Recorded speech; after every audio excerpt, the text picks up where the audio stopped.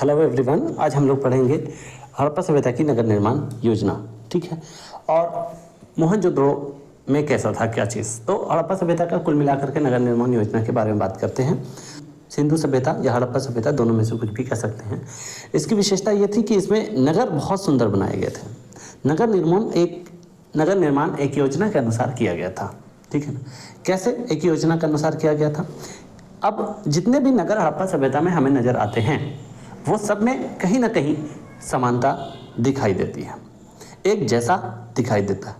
कहीं कहीं ऐसा भी है कि असमानताएं भी हैं। ठीक है ना, जबकि हम जानते हैं कि समानता दिखाई देता है। अगर नगर के बारे में बात करते हैं, एक नगर दूसरे नगर से लगभग कम से कम भी तो 100 से 150-200 किलोमीटर दूर थे, फिर भी नगर एक जैसे दिखाई देते हैं। ठीक है, और जितने भी नगर हैं हम देखते हैं कि सारे नगर नदियों के किनारे बसे हुए हैं या फिर उसके पास बसे हुए हैं। ठीक है, और जितने भी नगर थे, जो भवन बनाए गए थे, जो घर बनाए गए थे, घरों में पकाई गई ईंटों का इस्तेमाल किया जाता था। तो या तो एक माप की ईंट हुआ करती थी, ईंटों में कोई ऐसा नहीं है कि कोई बड़ा है कोई छोटा, ऐसा नहीं हुआ करता था। ठीक है, पकाई गई ईंटों का या फिर धूप में सुखाई गई ईंटों का भी इस्तेमाल किया जाता था। कहा जाता है कि जिस तरह से पकाई गई ईंटों का हड़प्पा सभ्यता में इस्तेमाल किया गया या देखने को मिला, वैसा सुमेर या फिर मिस्र की सभ्यता में हमको नहीं देखने को मिला।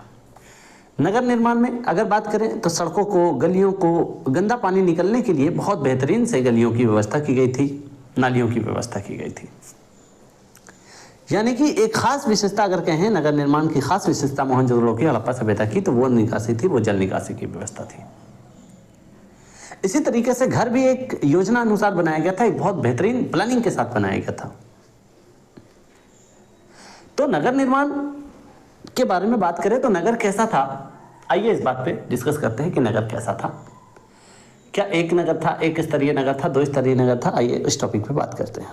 तो हम लोग देख रहे हैं कि हड़प्पा सभ्यता के नगर जो थे वो 2 स्तरीय नगर थे। हमने बताया 2 स्तरीय नगर कैसे। देखिए, मोहनजोदड़ो 2 भागों में बटा हुआ था। जो मोहनजोदड़ो का नगर था, एक था छोटा सा लेकिन ऊंचाई पे बना हुआ था, जिसे दुर्ग कहा जाता था। मैंने अभी बताया था, इससे पहले वाला लेक्चर में नहीं देखे हैं तो आप जाके देखिए।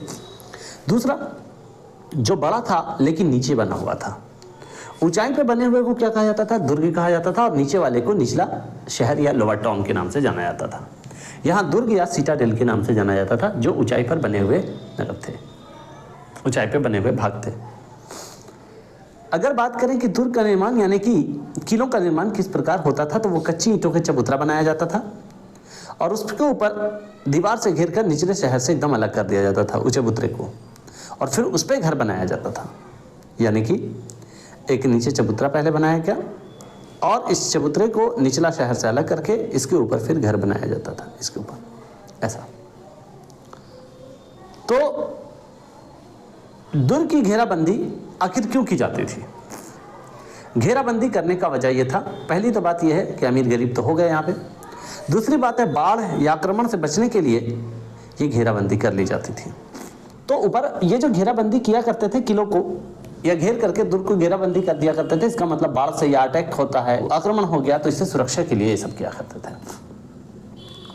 मोहनजोदड़ो के अलावा हड़प्पा, कालीबंगन, लोथल, सुरकोटदा, धौलावीरा से भी 2 स्तरीय नगर मिले हैं, यानी 2 लेयर, एक ऊंचाई पे बना हुआ और एक नीचे बना हुआ। हमने बताया कि धौलावीरा का ऐसा जो दुर्ग था जो पत्थर से बनाया गया था, पत्थर का इस्तेमाल किया गया था। धौलावीरा का जो दुर्ग था, अगर हड़प्पा सभ्यता के सभी दुर्गों के बारे में बात करें तो सबसे ज्यादा प्रभावशाली अगर दुर्ग था तो वो था धौलावीरा का दुर्ग। इसके अलावा धौलावीरा एक ऐसा जगह था जहां पे निचले नगर की भी घेरेबंदी की गई थी। धौलावीरा और लोथल, तो धौलावीरा और लोथल दोनों गुजरात में हैं। इसमें पूरी बस्ती की घेराबंदी का प्रमाण मिलता है। अब हड़प्पा सभ्यता की जो नगर देखा हमने, एक ऊंचाई पे बना हुआ, एक नीचे बना हुआ, लोअर टाउन जिसे कहते हैं। ऊंचाई पे बने हुए को गली कहा जाता है, नीचे पे बने हुए को निचला शहर कहा जाता है। तो इससे यह अनुमान लगाया जा सकता है कि इस घर को बनाने में हजारों मजदूरों ने काम किया होगा, और हजारों मजदूरों ने काम जरूर किया होगा, वो भी छोटे मोटे आलतू फालतू कारीगर लोग काम नहीं किए होंगे, एक कुशल कारीगरों ने इनका काम किया होगा। कुछ लोग कहते हैं, कुछ विद्वानों का मानना है, पुरातत्वविदों का मानना है कि गढ़ी में शासक वर्ग के लोग रहते थे और निचला शहर में सामान्य वर्ग के लोग रहते थे। अभी मैंने बताया इसके बारे में, ठीक है ना। क्योंकि जितने भी अच्छे अच्छे खासे बहुत बढ़िया बढ़िया जो भवन है वो गढ़ी के अंदर ही बनाया गया हो, तो जाहिर सी बात है कि जो शासक लोग होंगे वो अंदर ही रहते होंगे।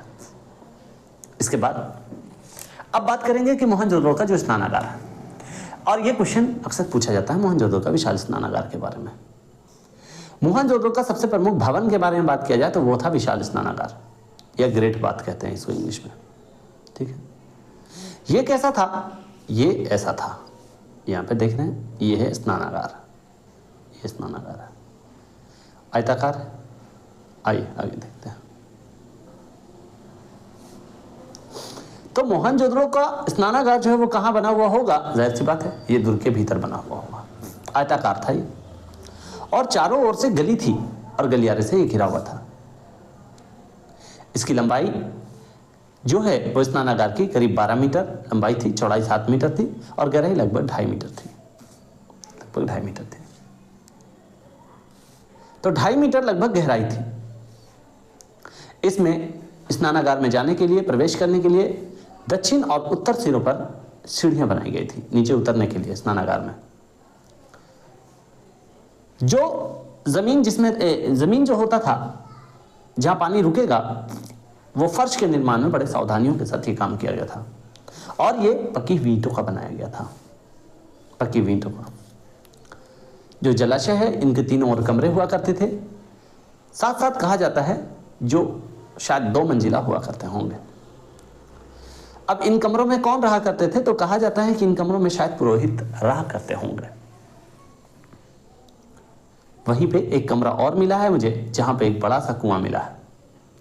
कहा जाता है कि इसका पानी जो है वो वही जलाशय में पहुंचता था, और जलाशय का पानी जो है, जिसका स्नानागार बोल रहे हैं, स्नानागार का पानी निकलने के लिए एक नाला भी बना हुआ था, ठीक है ना। इसके अलावा जो स्नानागार है, इसके उत्तर में एक गली के दूसरी ओर 8 छोटे छोटे स्नानागार बनाए गए थे,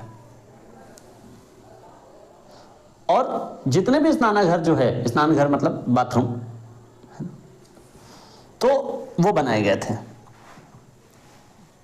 जितने भी स्नानाघर है वो सब छोटे छोटे नालियों से एक बड़े नाले में मिली हुई थी।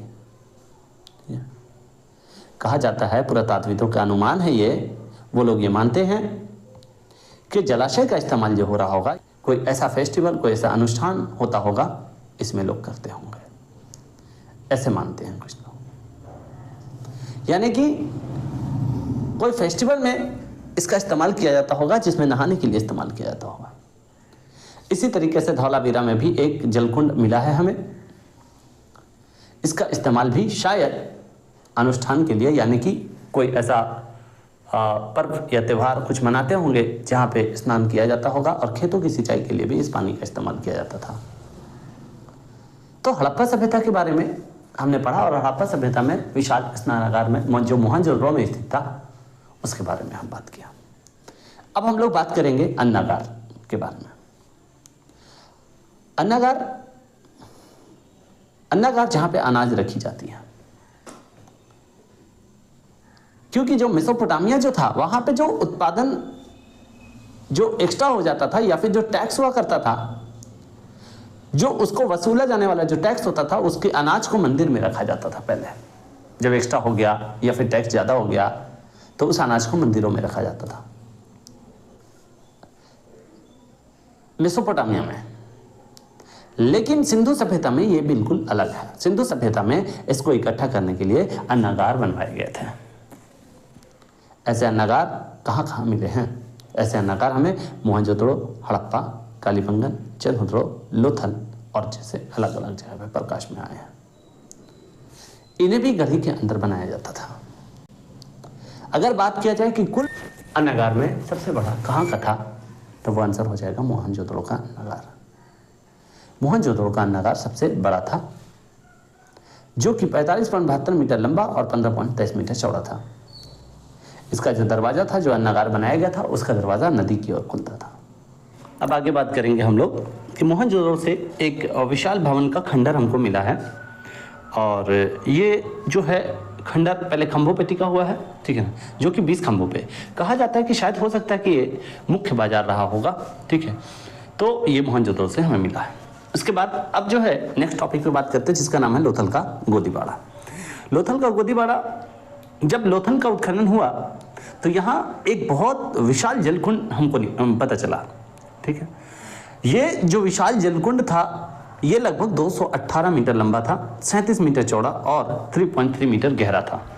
यानी कि बहुत बड़ा जो था जलकुंड था, बहुत गहरा था। ये जो जलकुंड था गोदीबाड़ा जिसे हम लोग कह रहे हैं, ये ईंटों का बना हुआ था, ठीक है। और एक चौड़ा सा वो उसके अंदर जाने के लिए एक प्रवेश द्वार हुआ करता था, ठीक है। और ये जो था बड़ा सा नाला के द्वारा या नहर जिसको कहते हैं हम लोग, उससे ये नदी से जुड़ा हुआ था। जो ऐसा राव है, ऐसा राव इसे गोदीबाड़ा कहते हैं। गोदीबाड़ा मतलब ऐसा जगह जहां पे व्यापारिक जहाज जो हैं वो आते जाते होंगे, है ना। यानी कि इतना बड़ा सा ऐसा कुछ, एक मिनट, यहाँ से ऐसा ऐसा, यहाँ से ऐसा गली जो यहाँ से ये नदी की ओर, ये नदी की ओर जाता था, ऐसा खुला हुआ। तो ऐसा राव मानते हैं इस चीज को कि शायद हो सकता है कि यहाँ पे कोई जहाज आते होंगे। और इतना ही नहीं बल्कि गोदीबाड़ा जो है वहां पे पास में ही हमको एक गोदाम भी मिला है और कई बड़ी संख्या में मुहर भी मिला है। तो पता ये चलता है कि गोदाम अगर होगा इसका मतलब यहाँ पे सामान रखा जाता होगा, और यहाँ से मुहर मिला है इसका मतलब यहाँ से व्यापार भी होता होगा, और लोथल के व्यापारिक केंद्र होने की पुष्टि होती है यहाँ से। तो हमने बताया कि हड़प्पा सभ्यता में जो घर जो थे वो एक प्लान के अनुसार बनाया गया था, जिसमें निचला शहर था और दुर्ग यानी ऊंचा वाला शहर था। अब हम लोग बात करते हैं कि जो घर हुआ करता था वो कैसा हुआ करता था। तो जो हर घर जो है, प्रत्येक घर के बीच में एक बड़ा सा आंगन हुआ करता था, जिसके चारों ओर कमरे बनाए जाते थे, और घर के अंदर रसोई घर हुआ करता था, स्नानागार हुआ करता था, शौचालय तक की व्यवस्था उस वक्त थी, ठीक है ना। घर में कुआं हुआ करता था, नाली की भी व्यवस्था उस वक्त थी। मकान इस तरह से बनाए जाते थे कि जो प्रवेश द्वार है, जो एंट्री गेट है, वहां से आंगन सीधा दिखाई नहीं देगा। इसके अलावा जो जमीन पे जो घर बनाए जाते थे, उस जमीन पे जो घर बनाए जाते थे उसमें खिड़कियां भी नहीं बनाई गई थी, खिड़कियां नहीं बनाई जाती थी उसमें, नीचे वाले घर में, यानी जो नीचे में घर होता था उसमें खिड़कियां नहीं बनाई जाती थी। मकानों में ऊपर जाने के लिए सीढ़ियां भी बनाई जाती थी। और ये लगभग जो ईंटें जिसका इस्तेमाल किया गया था वो लगभग एक ही अनुपात में पकाई गई ईंटों का इस्तेमाल किया जाता था। इसका मतलब है कि वो लोग बहुत बेहतरीन कारीगर होंगे इन सब चीजों का। इसके अलावा हमने बताया कि धौलावीरा में पत्थर का इस्तेमाल किया गया, जैसे हमेशा हमने बताया है, ठीक है। मकान की दीवार जो हुआ करते थे उसको मिट्टी से लेप दिया जाता था या लीप दिया जाता था, और जिससे चिकना बन जाया करता था मकान की दीवारें। फर्श को ईंट से बनाया जाता था। इस तरह से अलग अलग प्रकार के जो है हमारे को घर मिले हैं, ठीक है ना। एक कमरे वाले नहीं बल्कि कई कमरे वाले हमें मकान मिले हैं। कुछ एक मंजिला मकान भी थे और कुछ जो थे वो ज्यादा मंजिला यानी बहुमंजिला मकान जो थे वो थे। कुछ जो थे वो कम कमरे वाले मकान, जो छोटे मकान थे। मकान से भी हमको पता चलता है कि यहाँ पे अमीरी और गरीबी चलती होगी। बड़े मकान जो थे वो अमीर परिवार के लिए होंगे, छोटे मकान जो थे वो हो सकता है कि गरीब परिवार के लिए होंगे। अब मजदूरों के घर के बारे में बात करते हैं। अगर मजदूरों के घर बताते हैं तो मोहनजोदड़ो में 2 लाइन में 16 मकान हमको मिलते हैं, जिनमें एक बड़ा कमरा होता था और एक छोटा कमरा होता था। हड़प्पा के दुर्ग के दीवार के पास में 2 लाइन से हमको 15 छोटे छोटे 2 कमरे वाले मकान हमको मिलते हैं। और यहीं पे जहां पे हम बात कर रहे हैं कि हड़प्पा के पास में, वहीं पे हमको 15 छोटे छोटे लाइन में मकान मिलते हैं 2 कमरे वाले, और पास में ही हमको भट्टियां मिली हैं। इससे ये अनुमान हम लोग लगा सकते हैं कि यहाँ पे इन भट्टियों में हो सकता है कि धातु के काम करने वाले लोग, लेबर या कारीगर लोग यहाँ रह करते हो। इसी तरीके से चंद्रद्रोह जो है वहां से मजदूरों की बस्ती या कारखानों का भी प्रमाण मिला है चंद्रद्रोह से। तो उस वक्त जो है वो कारीगर भी होंगे जो धातु का काम करते होंगे। इसके अलावा अब हम लोग बात करेंगे सड़कों की व्यवस्था या गलियों की व्यवस्था कैसी थी। तो हम लोग जैसा जानते हैं कि हड़प्पाई नगर निर्माण सड़कों और गलियों की व्यवस्था भी बहुत शानदार की गई होगी। कहा जाता है कि पूरे नगर में सड़कों का एक जाल बिछा हुआ था और गलियों का जाल बिछा हुआ था। सड़कें चौड़ी हुआ करती थी और इससे छोटे छोटे जो लाइनें थे, छोटे छोटे जो रोड थे, वो आकर के मिला करती थी। जैसे ये एक बड़ा सा रोड है, इससे छोटी छोटी जो गलियां हैं वो ऐसे आकर के मिलती थी और ये एक दूसरे को 90 डिग्री एंगल पे काटती थी। ये 90 डिग्री का एंगल है यहाँ पे, है ना। इसके बाद यानी कि समकोण पर एक दूसरे को ये काटा करती थी, मिलती थी। इसके अलावा पूरा जो नगर था बहुत सारे वर्गाकार आयत या खंडों में बटा हुआ था। मोहनजोदड़ो का अगर जो रास्ते के बारे में बात करें तो मेन जो लाइन था, जो मेन रोड था, वो 9.14 मीटर चौड़ा था, यानी 9 मीटर चौड़ा था और गलियां जो थी वो 3 मीटर चौड़ी थी। इतना ही नहीं, सड़कों की सफाई पर भी खास ध्यान दिया गया था। सड़कों के किनारे गड्ढे गड्ढे बनाए गए थे जिनमें कूड़ा फेंका जाता था। हमारे यहाँ तो कूड़ा का अंबार लगा हुआ है लेकिन कुछ नहीं हो रहा। यहां पे कूड़ा फेंकने के लिए गड्ढे बनाए जाते थे और हम लोग ये 4000 साल भी गुजर चुका, 4000 साल गुजर चुका है, लेकिन आज तक हम लोगों ने इनकी व्यवस्था को नहीं सीखा। सड़क को ना ढाल बनाया जाता था ताकि सड़कों पर पानी जमा ना हो, सड़कों पर पानी जमा ना हो। ये तरीके थे वहां के हड़प्पा सभ्यता के। सिर्फ हम लोग पढ़ते हैं और पढ़ करके बस हो गया काम, एग्जाम देना है, रट मार के लिखना है, कुछ भी लिख देना है, काम खत्म। इसको जीवन में उतारने का काम नहीं करते हम लोग। आइए आगे देखते हैं पीने का पानी का प्रबंध कैसा था उस टाइम में। पीने के पानी के लिए कुएं बनाए जाते थे और लगभग माना जाता है कि प्रत्येक बड़े घर में कुएं की व्यवस्था थी। कहा जाता है कि सिर्फ मोहनजोदड़ो, जिस वक्त आबादी सोची कि कितना कम होगा, उसमें सिर्फ मोहनजोदड़ो में लगभग 700 कुएं मिले हैं। उस वक्त में शौचालय था, अभी मोदी जी शौचालय बनवा रहे हैं, अब बनवा रहे हैं। इसके अलावा कुछ कुएं, सार्वजनिक कुएं भी बनाए गए थे गली में, ताकि आने जाने वाले लोग जो है उससे पानी का इस्तेमाल कर सके। लोथल जो है वहां से भी सार्वजनिक कुआं मिला है हमें। तो मोहनजोदड़ो से, सिर्फ अकेले मोहनजोदड़ो से लगभग 700 कुएं मिले हैं। इसके अलावा पानी की व्यवस्था और नालियों की व्यवस्था किस प्रकार की गई है, आइए इसको भी जरा देख लेते हैं। ये कुआं आपको दिख रहा होगा, ये कुआं, ठीक है। लोथल से जो कुआं हमें मिला है, जो सार्वजनिक कुआं था, सभी लोग इसका इस्तेमाल कर सकते थे। अब हम लोग बात करेंगे जल निकासी का प्रबंध कैसा था। एक और विशेषता थी हड़प्पा सभ्यता की, वो थी जल निकासी की व्यवस्था। पहले वो नालियों को जो था, नालियों के साथ गली को बनाया गया था, यानी कि गली है और उसके साथ नाली बनाया गया था। हमारे यहाँ पहले गली बनेगी, फिर नाली बनेगी, गली टूट करके, और फिर नाली बन गई, गली खराब हो गई। लीजिए, कोई सिस्टम नहीं है, सिर्फ पढ़ते हैं बस। तो पहले नाली बनाई गई, उसके बाद उसके साथ गली को बनाया गया और इसके बाद फिर अगल बगल में घर बनाए गए थे, इसके बाद फिर अगल बगल में घर बनाए गए थे। और प्रत्येक घर की नाली मुख्य नली से मिलती थी। नालियों का निर्माण पक्की ईंटों से किया गया था। अभी के जमाने में जो नालियां बनाई जाती है वो भी पक्की ईंटों का होता है। और आज कहते हैं कि हम इंजीनियर, अरे इंजीनियर तुमसे 4000 साल पहले थे, आज बोलते हैं हम इंजीनियरिंग सीख के आए हैं। लोग इंजीनियरिंग तुम आज सीख रहे हो यार। पक्की ईंटों को नाली बनाने के लिए पक्की ईंट का इस्तेमाल आज थोड़े हो रहा था, 4000 साल पहले से चलता आ रहा, 4500 साल पहले से, नया थोड़े बना रहे हो। इसको नालियों को ईंट पत्थर से ढक दिया जाता था। ये तो अभी कौन सा नया कर रहे हो, अभी भी तो ईंट पत्थर से ही ढक दिया जाता है। नालियों की सफाई के लिए बीच बीच में गड्ढे भी बनाए जाते थे। बस वही चीज को सीख करके आपने यहां ले आया, बात खत्म। नई चीजें क्या लाए। इसके अलावा मोहनजोदड़ो के अलावा अन्य स्थलों से भी जैसे लोथल से नालियों के साक्ष्य मिले हैं। ये सारी चीजें हुई। अब आगे बात करते हैं हम लोग। जल निकासी की व्यवस्था हमने देख लिया, पीने का पानी का प्रबंध देख लिया, हमने सड़कों और गलियों की व्यवस्था भी देख लिया, मजदूरों के घर भी देख लिया। अब हम लोग बात करेंगे हड़प्पा सभ्यता के लोग जो नालियों के निर्माण पर जितना जोर दिया ना, उतना प्राचीन काल में बात किया जाता है नालियों यानी कि साफ सफाई पर जितना ध्यान दिया, उतना मिस्र और मेसोपोटामिया के लोगों ने भी इतना ध्यान नहीं दिया था जितना हड़प्पा सभ्यता के लोग, जितना भारत के लोगों ने ध्यान दिया था। आज जितना गंदगी पे हम लोग ध्यान दे रहे हैं, गंदगी बढ़ाना है, गंदगी बढ़ाना है, गंदगी बढ़ाना है, उतना शायद मिस्र और मेसोपोटामिया वाला भी गंदगी बढ़ाने पे ध्यान नहीं दे रहे होंगे। सफाई अभियान चला रहा है, 1 अक्टूबर सफाई अभियान अभी चलाया गया, कितना सफाई हुआ, बेहतर जाने ऊपर वाला। खैर चलिए, तो हड़प्पा नगर निर्माण योजना की एक खास विशेषता थी।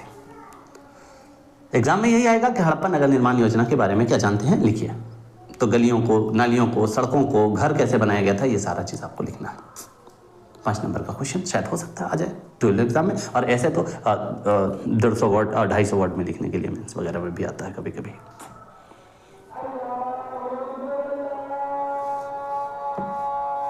एक मिनट,